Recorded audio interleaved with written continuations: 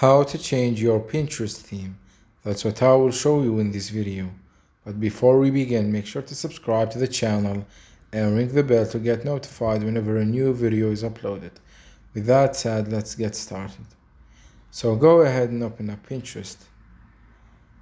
And once you do that, click on the profile picture at the bottom right of the screen.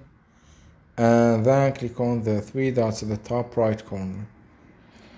From the given menu list, click on Settings. And once you're here, from the Account Information section, click on Account Management.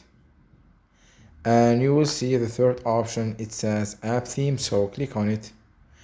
And here you will basically have three options.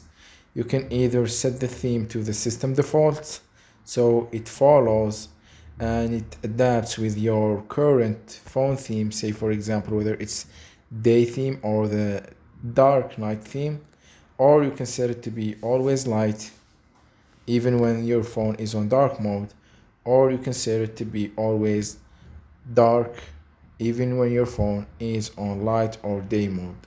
So just select whatever option suits you best. So that was it for this video. That's how you can change theme on Pinterest. If you have any questions, please leave them in the comment section down below. With that said, see you in the next video.